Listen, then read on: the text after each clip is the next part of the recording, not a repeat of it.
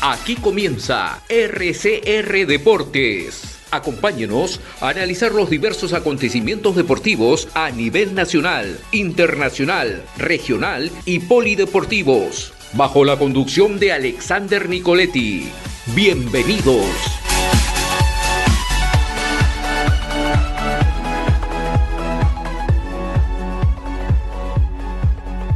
Alberto Mora, él es periodista deportivo del portal Golazo Canadá. Nos vamos a enlazar hasta Canadá para hablar con Alberto y obviamente hablar de la selección de Canadá, que también está clasificada a la Copa América 2024 y comparte el grupo con Argentina, Chile y la selección peruana. ¿Cómo estás, Alberto? Es un gusto saludarte, bienvenido al programa. ¿Qué tal? Buenas tardes, ¿me escuchan bien? Sí, Alberto, te escuchamos muy bien. ¿Qué tal? ¿Cómo está? Un saludo especial para ustedes, ¿cómo va todo? Todo bien, Alberto. Muchísimas gracias en primer lugar por haber aceptado esta comunicación con el programa y preguntarte, ¿no? ¿Cómo están los ánimos allá en Canadá de ver a la selección ya clasificada a esta Copa América 2024 y en el grupo también donde está Canadá, ¿no? Es un grupo también algo compleja, ¿no? Tienes a Argentina, tienes a Chile y también a la selección peruana. Coméntanos un poco. Bueno, era de esperarse, la verdad la obligación la tenía el equipo canadiense para clasificar a la Copa América. No es por demeritar lo que hace Trinidad y Tobago también en la CONCACAF, pero Canadá viene haciendo un proceso ya de hace más de 4 o 5 años, de la mano de John Herman, ahora de la mano de Mauro Bielo, que es el entrenador actual. John Herman pues dejó el cargo el año anterior para irse a Toronto y pues está en la obligación, ¿no? Hoy en día Canadá hace parte de estos 3 equipos junto a México y Estados Unidos que mandan la parada en la CONCACAF. No le fue bien en el Mundial, sí hay que decirlo, desafortunadamente se jugó un muy buen partido frente a Bélgica en aquella Copa del Mundo en Qatar, pero luego volvieron esos errores del pasado, de esa selección digamos novata en Copas del Mundo, y se vio un equipo que terminó saliendo en primera fase, ¿no? En adelante pues más de trabajar el tema de la generación dorada que tiene este fútbol canadiense, y posterior a ello pues esta llegada a la Nations League, la sorpresiva eliminación frente a Jamaica, demeritando también al rival, lo vio un poco por encima. Canadá tiene mejores jugadores también en ligas europeas en este momento, y pues por eso es que termina llegando a este partido frente a Trinidad y Tobago, ¿no? ¿Qué se puede esperar de la Copa América? Pues es un aprendizaje realmente también, porque va a ser la primera vez que se enfrente Canadá en Copa América a estos rivales de peso. Ya se ha enfrentado en juegos amistosos frente a Argentina, frente a Chile y frente a Perú, pero pues en torneos oficiales no lo ha hecho. De hecho, si mal no estoy, con el único que ha jugado, digamos, de Conmebol en torneos oficiales ha sido con Colombia, en la final de la Copa de Oro del 2000. De hecho, Canadá es el único título oficial que tiene en CONCACAF, es ese título que le ganó precisamente a la selección colombiana. Y en adelante, pues es más que todo un aprendizaje, ¿no? Es más que todo ver cómo se puede enfrentar a estos equipos de peso y empezar a trabajar lo que es el Mundial. Esa preparación, teniendo en cuenta que no va a jugar eliminatoria, teniendo en cuenta que va a ser el anfitrión de la próxima Copa del Mundo. Así que es importante realmente que se empiece a foguear, empiece a trabajar frente a estos rivales. Ahora, Alberto, tú mencionas algo muy importante, ¿no? Y es esta clasificación que tuvo, ¿no? Canadá luego de 36 años, muchos años, casi el mismo tiempo que Perú regresa a un mundial luego de mucho tiempo. Pero luego del mundial hay un antes y un después de Canadá, ¿no? Porque Canadá luego del mundial como que baja un poco el ritmo, baja un poco su nivel competitivo, ¿no? Y pierde algunas cosas importantes que habías hecho previo a la clasificación al mundial, pero en el mundial, como tú lo mencionas, no mostró mucho. Y se fue del mundial con esa sensación de no mostrar mucho y obviamente se tiene que ver también un recambio en Canadá y creo que se está haciendo hasta el momento. Se puede ver un recambio también importante, pero como bien lo has dicho, todo se va a ver en la Copa América, ¿no? En qué nivel llega Canadá en este torneo. Sí, por supuesto. El tema es que después de ese mundial el equipo canadiense empezó a tener más problemas extrafutbolísticos, teniendo en cuenta una situación que hay aquí con la Federación Canadiense y la empresa que dirige, digamos, son los derechos televisivos del fútbol canadiense. Entonces los jugadores también empezaron a pedir mayor igualdad para los dos seleccionados, tanto el seleccionado mayor masculino como el seleccionado mayor femenino, que es el equipo que más victorias o triunfos le ha dado al fútbol canadiense en la historia de la federación. Entonces se está pidiendo esa igualdad.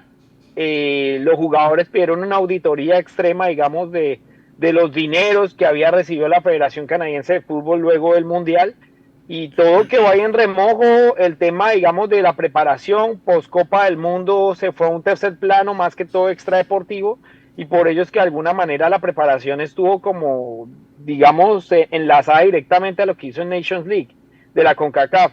Entonces, hasta ahorita se está viendo nuevamente que de la mano del entrenador, de la mano de nuevos directivos de la Federación Canadiense, está empezando otra vez a salir todo ese tipo de cosas. Las auditorías un poco más rígidas, un poco más exigentes, y con ello, pues, hombre, ver qué sucede, digamos, ya dentro del aspecto futbolístico, ¿no? Porque Canadá tiene una gran generación y la idea es no desaprovecharla, porque es muy raro que salgan recurrentemente jugadores de calidad para el seleccionado canadiense y que sean de aquí, de Canadá como tal. Entonces, es un tema que tiene que aprovechar el entrenador, que foguearse. La Copa del Mundo va a ser importante, la que viene en 2026, pero sí tiene Canadá que empezar a enfocarse un poco más en el aspecto futbolístico, y yo estoy seguro que va a dar la sorpresa en la Copa América. Seguramente al menos va a competir, que es lo que muchos esperan. Alberto, justo también te quería preguntar, ¿no? ¿Cómo está la hinchada de Canadá, sabiendo que van a ser parte, coanfitriones con México y con Estados Unidos de este próximo mundial que se avecina en el año 2026? ¿Cómo ves? Claro, falta todavía un par de años, pero ¿cómo ves la sensación, cómo ves las expectativas referente al hincha de canadiense de que van a ser anfitriones o coanfitriones de una Copa del Mundo? No digamos mentiras, que Canadá es un país donde el hockey prevalece por encima de otros Ujú. deportes. Y digamos esa intensidad o esa euforia que de pronto otros países demuestran por recibir la Copa del Mundo como anfitrión o como país organizador, no se ve aquí realmente. Vancouver y Toronto están haciendo esfuerzos grandes para recibir, digamos, los 14 partidos, 12 partidos, si mal no estoy, que tiene Canadá como país de este mundial, pero no pasa de allí. Realmente, sobre todo en los restos de ciudades del país, pues es interesante que Canadá va a jugar el mundial y que va a estar en Toronto, pero de ahí no pasa de un apoyo como si estuviera uno viendo un partido de Nations League, de CONCACAF, Copa de Oro. No se ve tan así como cuando uno ve, por ejemplo, que están alrededor de los equipos de hockey locales, que ya es otro cuento, ¿no? Entonces, por eso es que hay que tener en cuenta que si la participación de Canadá es buena en la Copa América, seguramente los hinchas van a apoyar más y van a estar mucho más interesados también en seguir el fútbol masculino, porque el femenino sí lo siguen habitualmente y son más hinchas, digamos, de la selección femenina, curiosamente aquí en Canadá, que del masculino. Y es importante que tú mencionas esto, saliéndonos un poquito del tema, Alberto, de lo que es exactamente hablar de la Copa América. Has mencionado algo muy importante, ¿no? Y es que más apoyo en Canadá se le da al fútbol femenino, ¿no? A las chicas, a las futbolistas, y hay un apoyo importante, ¿no? Referente al fútbol femenino, porque creo, como tú mencionabas, el fútbol femenino ha conseguido cosas también muy importantes en Canadá y un crecimiento que quizás en otros países todavía se está por crecer en el fútbol femenino. Sí, total. El tema del fútbol femenino aquí se ha trabajado mucho sobre la selección. Es muy interesante realmente cómo la federación trabaja sobre eso, particularmente en un país donde aún no hay fútbol profesional. Para muchos es muy sorpresivo de pronto eso. Canadá, digamos, es el último ganador de medalla de oro en fútbol femenino en Juegos Olímpicos, ahorita que se acerca, por ejemplo, París 2024. Y Canadá no tiene fútbol profesional femenino. Hasta el próximo año va a lanzarse la primera liga femenina profesional del país, y todas estas jugadoras que empezó Canadá, digamos, a armar dentro de su proceso, dentro de su selección, juegan normalmente en los Estados Unidos. Ahorita están repatriándolas con el objetivo de tener esas jugadoras franquicia de la selección femenina para lanzar la primera temporada de la liga femenina profesional de fútbol femenino, valga la redundancia, en Canadá. Entonces es muy interesante lo que se está haciendo y por supuesto el apoyo sí es mucho mayor porque los resultados están a la vista.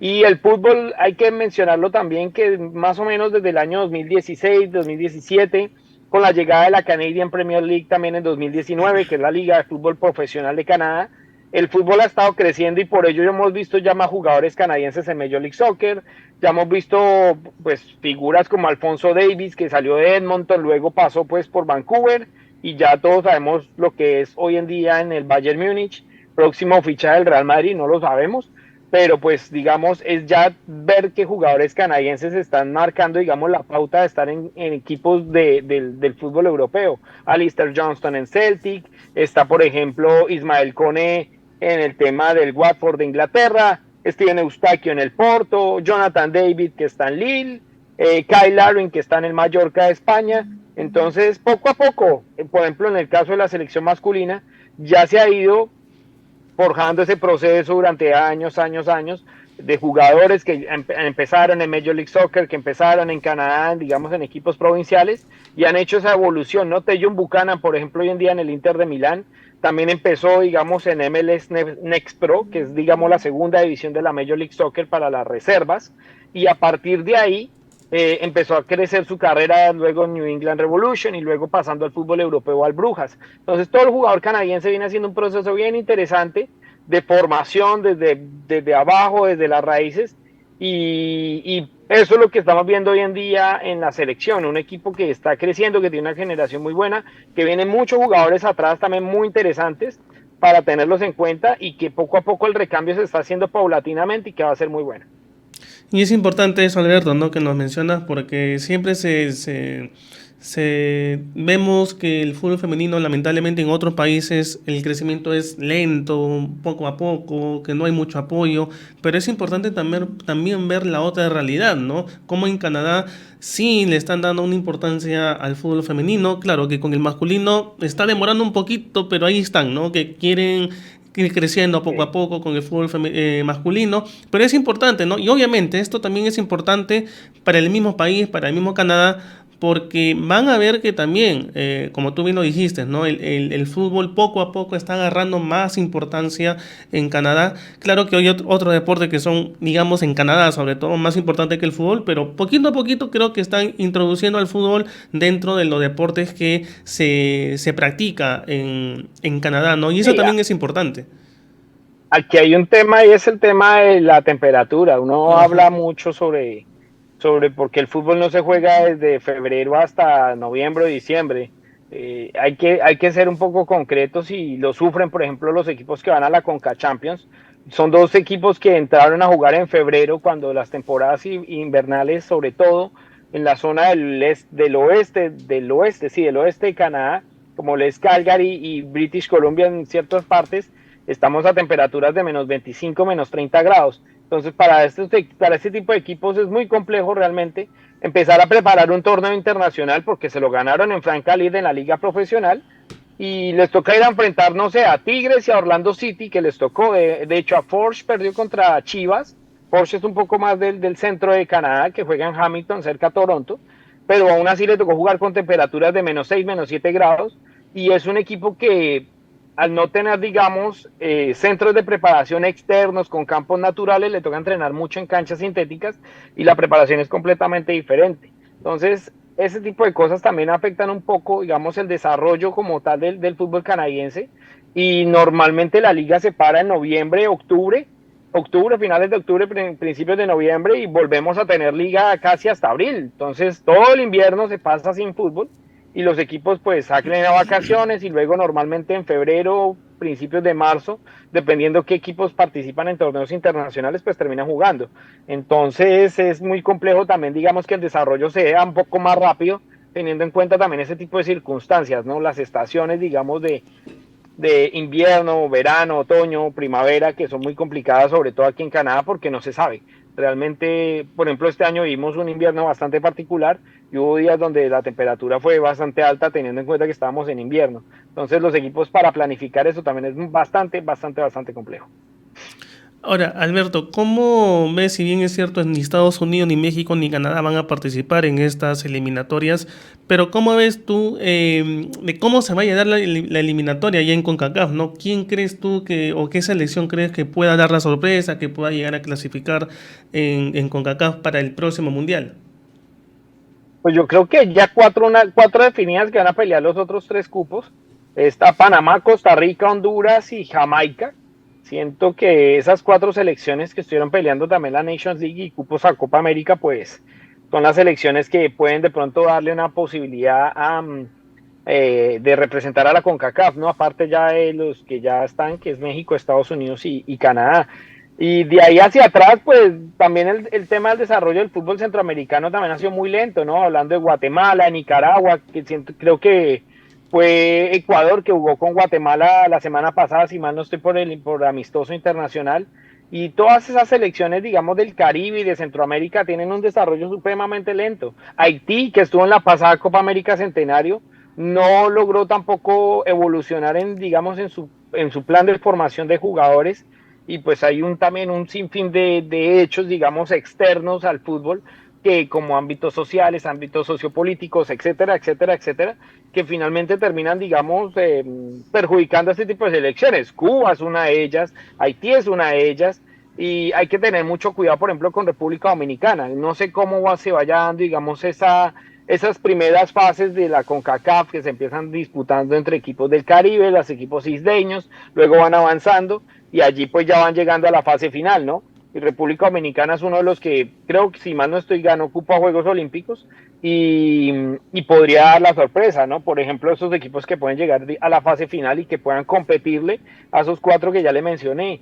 Entonces, sí, yo lo veo por ahí, ¿no? Y por el lado, digamos, de este lado, México, Estados Unidos y Canadá, de los 3, el más fuerte ahorita sin duda es Estados Unidos, a pesar que no tiene un entrenador que, pues, Greg Berhalter tiene muchos problemas realmente en la conformación de los equipos, teniendo en cuenta la calidad que tiene.